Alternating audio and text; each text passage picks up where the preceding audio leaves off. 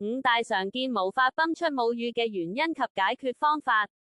無法泵出母乳嘅情況，通常發生喺尚未完全建立乳量嘅早期階段。原因一：緊張、壓力或環境不適。由於分泌母乳主要依賴大腦釋放嘅催產素，當媽媽感到焦慮、痛楚或處於陌生環境，會抑制噴奶反射，導致奶水無法流出。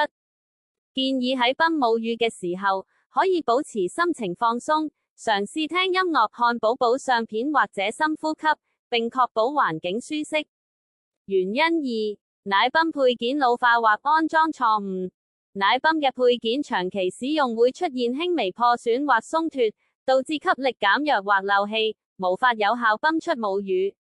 建議定期檢查配件，確保組裝緊密，一般建議每8到12個星期更換一次消耗性奶泵配件。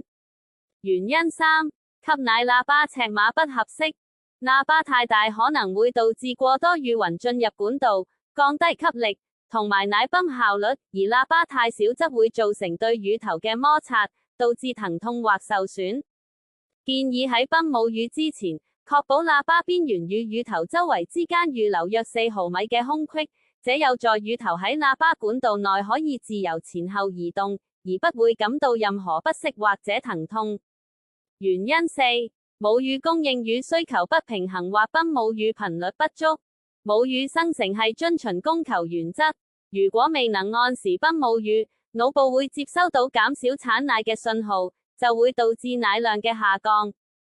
建議每3至4小時泵母乳一次，每次約15至20分鐘，保持規律能刺激乳腺分泌。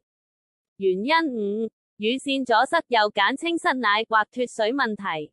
若飲水不足或攝取過多高脂食物，可能導致乳汁變得濃稠，造成乳腺阻塞，硬塊會阻礙乳汁嘅流出。建議喺泵母乳之前，可以熱敷並輕柔地按摩乳房，同時確保每天攝取足夠嘅水分。若情況較為嚴重，可以先用手擠出少量母乳以進行疏通。母乳餵養係一段旅程，每位媽媽嘅經歷都係獨特，重要嘅係找到最適合自己嘅方法。以上信息僅供參考，如遇到任何問題或不適，建議及時諮詢專業嘅醫護人員或者哺乳顧問，佢哋可以為你提供更具體和個性化嘅指導，幫助你解決泵母乳過程中嘅困擾。